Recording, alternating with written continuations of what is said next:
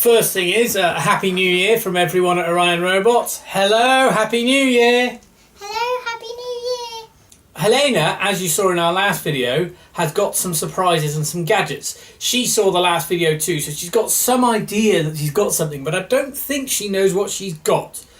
So, since John's done some robot builds, I think it's lie on time that Helena does one. I'll put that out of the way, and we'll start by going into what we have here. I know that there's an Explorer Hat Pro something. That's all I know about it. Something like that.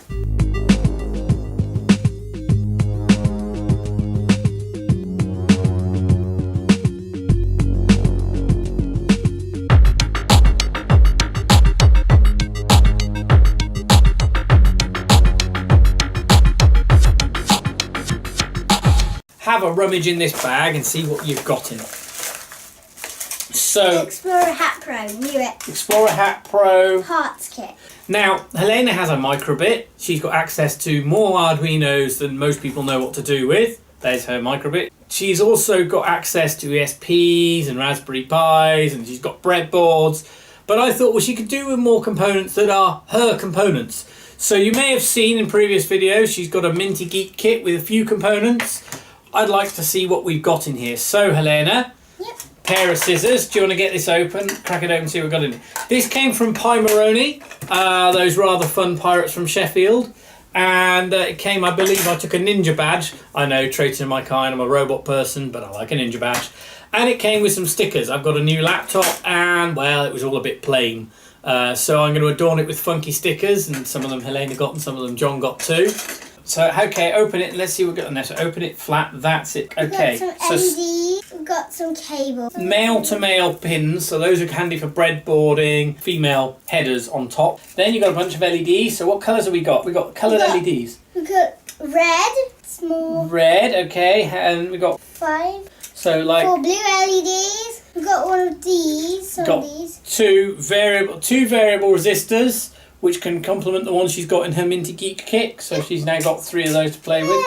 So there's what looks like a transistor here and a chip. The chip is a 74HC595.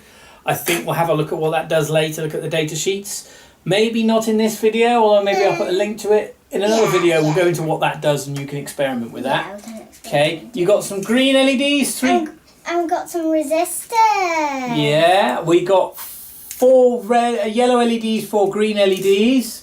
And look, what is this, Dad? That's a beeper. We're going to have fun with that in the Microbit. Yeah! We're going to have fun or she's going to drive us nuts.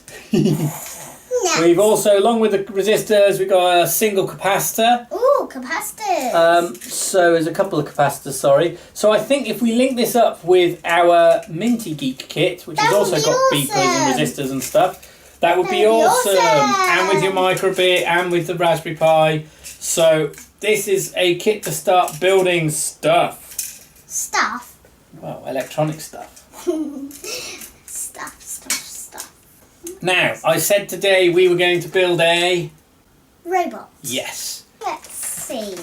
I know it's full of bubble wrap because I can feel it and I saw it in the other video. Yeah, she saw it in the other video. Busted, it's pink. eh? Busted. So... motor driver board V.2 for the BBC Microbit. Oh, wow! Yeah. So cool. I saw one of these at PyCon UK in Cardiff this year. I'll raise my glass to them. Well, it's full of coffee, not beer. And someone was driving a Microbit plugged into one of these on the floor. I thought, well, I could get one for my little one here, and, you know, why not? She can do the code the way she's already been doing code on the Microbit, but have it plugged into here and have it moving a robot. That's it. Pull at that side. Yeah, that's it. Okay, so what have we got? Splintery. Oh, right, watch out. So that's just where it's all been formed on one big panel. It's been chopped off the panel. So they do these boards all together. Again, I bought this from Pimeroni, but it comes from Kitronic. An edge connector, which will drop the Microbit straight in. Now, it doesn't appear to be polarised. Well, we've got these little magnet things. Those are screw terminals. Power, that's. Power. So this power is between 4.5 volts and 6 volts. So that's power in. Motor 1, motor 2, input 1, input 2. Two Two inputs, inputs. which could be bumper switches. We'll have to find Or something there. bumper switches, Dad. Switches, so if the robot bumps into something, it knows about it. So it doesn't actually crash to it. It just turns away. it'll kind of go click, oh, back, and turn away. Ah. I'll have to see if we've got any switches to put on it. If not, we But can... what happens if it crashes? Well, not a lot. It just stops until you pick it up. Okay, we've got two more down here. BTN-B, which is button B, and BTN-A, which is button A and B. So these two break out the functionality of the two button A and button B up here. Yeah. So we could have something So else. button A, button B. DRV8833 is the motor driver chip on there. What we're going to do next is we're going to put this onto this. What? How big is that thing? Yeah, it's a bit overkill. Maybe we'll only assemble one level. So let's start it. Wow! Loads of wheels. There's 2 wheels. You can. There's 4. So we got the 2 chassis. For now, let's see if we can do this with only one. This is our little bag of hardware. Ooh, So pins, some nuts, Screws some and bolts and things. Got to get the backing off of this. So you get a nail to a corner and start peeling it. It's quite a lot like peeling stickers off of a backing sheet. Oh, so you had to peel it. Peel this stuff off. There's There's more on the other side. Let's flip it over. So let me show you how one of these works, Helena, and then you can do the rest. It's like glass, Dad. It's acrylic plastic, I believe. You see these motors, Helena? Yep. Daddy, how do we do? So drop the long screws in through there, like that. Okay, so on this part. Yeah. Drop, that's it, you got it right, yeah. And then on the back, drop Put this in. This in. Yep. And then we stick 2 nuts, one on each. Carrying it. Right Okay. in there. We need at least 2. Yep. Yep. Okay. Drop these little nuts. And I'll tighten them up a bit. So look, we got 2 going one way, 2 going the other way. So 1 there. Okay, Let's take those so now we drop some of the short screws. That's it. So These tiny, teensy ones. so And drop then can it. I screw them? Yeah, sure. Yep.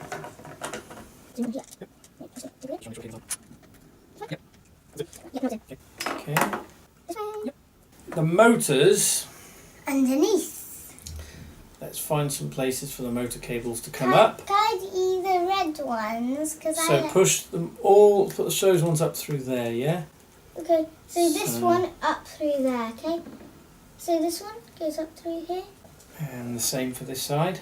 Okay. Meanwhile, I'm going to go find out where I can position this that it'll bolt on. So, classic problem with these, there's a whole bunch of bolt holes. Do any of the bolt holes match the bolts here? And if none of them work, Really we messy. might just go with using some blue tack and then later find some bolts. It looks like really messy hair with spikes. Spiky, messy hair, Yeah, spiky, messy hair. which is slightly frustrating. It's going to need to be probably about there, because we've got to get all those motors screwed into these motor terminals. So, we also need to isolate it from these. We've got some PVC electrical insulation tape. So electrical insulation tape stops electric current getting through. So we've got some metal screws here. We're going to need to put the board over there. First, I'm going to cover over these screws with electrical tape so they don't foul the electronics here. What would happen otherwise is that, say, parts of this board, some of these metal spots, will contact some of these, and if 2 of these contact something here, you might find you've got a short. What's this? What do you It's mean? where pieces of a circuit you didn't want connected electrically become connected electrically. Ah. And sometimes it can just mean something doesn't behave properly, sometimes it can mean something gets very hot and goes bang. I think after seeing our outtakes video, Helena wants to have some of her own. Okay, so we're going to take a little bit of this electrical tape. We're going to cut off just enough to cover each of these. Found it. Oh, and one for Dave Jones and EV blog. This Kitronic stuff comes with a black solder mask, and apparently he really dislikes that. I mean, I can still see the traces, so it's not like I can't see the traces. And the only thing I suppose, again, was what Helena was complaining about to start with, which is that because it's obviously been taken off of a large panel, then the sides really haven't been smoothed off. And for a product that's probably going to be used by children, I don't know, it'd be nice to smooth those off, because children, you really don't want them ending up with PCB splinters, do you? Like that? Yeah, that's it, exactly. Okay, I'll if you do the other one everyone. then. What do I have in the robot cupboard? Oh, foam pads, I love those. They feel Okay. foamy. So I'll stick those in the corners. Can I do some? Yeah, sure. One on each corner. One or two. Two on each corner. Right, okay, so next thing is we'll work together on this one. Poke this black wire into here. And the same with this black wire. So these two black wires, poke them together into the hole under my screwdriver. You mean like here? Yeah. When it's tight, it will be finished. That. Yep, we need to do the same with the red. So you do the same with the red for me. So this red and this red need to go in this hole. This one. Yep. Like If we do it like that, we could put it in like about there. Let's use this. Okay. So I let's love see. that colour anyway. So what I'm doing with this, Helena, is I'm using two cable ties, because one of these short cable ties isn't quite long enough. I should get some longer, colourful ones. I've got some longer ones that are just plain white, but we like I a bit found these longer one. They're the longest I can Oh, find. go on, give me one more, because otherwise it's going to be too tight. Give me that one. Go. And we're going to go with 3 cable ties then. And I'll pop this in here. Ooh. And I got that. Yeah. We'll make that one nearly flat. Perfect, okay. You do me a favour, making sure you don't get my fingers. Take these, cut off from about there. Here. Yep. Oh, this over here. That's what I was doing for my gun. And what's this for? That's just rubbish now. Red Yeah. goes to, Red. and black goes to. Black. They've made that really easy. So, use one hand to push it in, the other hand to screw it down. Come Go in. on. Keep going. Except it's getting hot. Okay, let me try. Pad's only active when BBC Microbit facing this way. Look, it does say. So it's this way. Wow, cool. Which kind of slightly means that the display is facing backwards on your robot. Oh. But I don't know what else we could do about that, given that the cabling was the way it was. But it says only when facing this way, so I don't know if that means when it's facing the other way, it just means those pads aren't active. And that means you can take this off to program it, or you can program it right in place. Off you go. Okay, next thing is, to make it more of a robot, wheels. Yeah, wheel. So this way will go on here. And there's a flat bit, and you match up the flat bits. Oh, there's wrapping on it. So, I'll do this one. yep. Done, right, okay. Let's put the battery. So the other thing that's slightly frustrating about this is there is no power switch. Again, another robot without a power switch. You know, it'd be wonderful if some of these lovely little boards, people started including power switches on them. That would just be, or even just a power jumper. Either that, or maybe I have to start putting inline switches on all of these battery boxes. I've gone and found the driver board's data sheet, and I'll put a link to that. It's only if you wish to use these other breakout pins, it needs to be facing a particular way. So we could face it one way to have all of the pins at the back, but then the LED display is facing backwards, or we could turn it the other way and we could have the LEDs facing forwards, but we can't use these pins. So that's just a bit of a trade-off, whether you want to have the LEDs facing forward or whether you want to use all of these extra pins. At the moment... What do you mean facing forwards, facing backwards? Well, the LEDs. Remember there's a grid of LEDs on the back of the Microbit? LED display with the 5x5 lights. Oh yeah. Yeah, at the moment that's facing the back of the robot. The bit I was looking at the data sheet for, specifically, is to find out where the motor control pins are. Okay, so, and we're going to find out if we can do them using MicroPython on the Microbit, and we're going to try and do it using the Mu editor. Yes. So I'm just going to make some notes. Mu. And the first bits of notes, we're just going to say pins for motor 1, which is our left, are P8, P12, and pins for motor 2, right, are pin 0 and pin 16. Okay, so we got that for later. Coast, forward, reverse, brake. From the data sheet, I'm going to put this in a comment up here. Let me explain what those terms mean to you, Helena. So coast means that the robot, just like now, motors will just be free to move. Forward, you understand, going forward. Reverse, reverse, which means going backwards. Brake means they will not move. So you've got 4 different settings for each of the motors. Where's the brake? The brake is actually done by fixing one of the, so the motors won't move. So holding the motors solid. Ooh. So you got these I/O pins, okay? Some of the pins are bigger than others, so you can attach crocodile clips. 0, 1, 2, 3, 3 volts, which is output power and ground. Okay, each pin is object called pin N, where N is the number. Let me see, write digital, so we could say something like pin 8.write digital, yeah? And we could say 1 for high, and pin 12.write digital 0. That will make one of those motors go forward.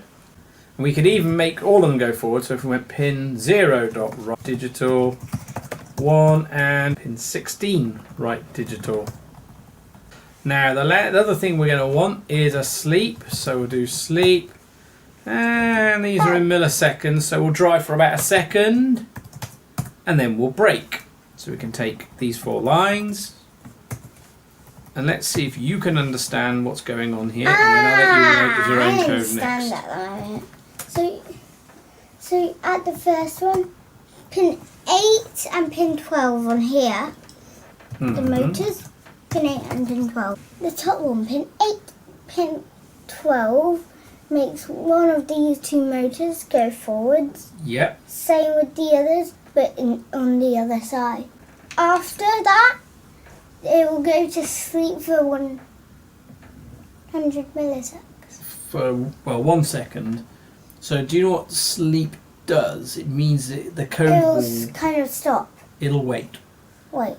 And then, what does it do after waiting? It will do the same. Not quite. Oh, it will go backwards. It'll turn them off. Oh. So it turns on the motors, Then turns off. then sleeps for a while, and then turns them off. Can we So have a they, try? when we turn them on, they stay on. Where can we have a try? Okay, so How do you... okay, so if I plug one side into the laptop, I'll plug this into here. cool, we got Lights it. on. Okay, all right. So click the button to flash it.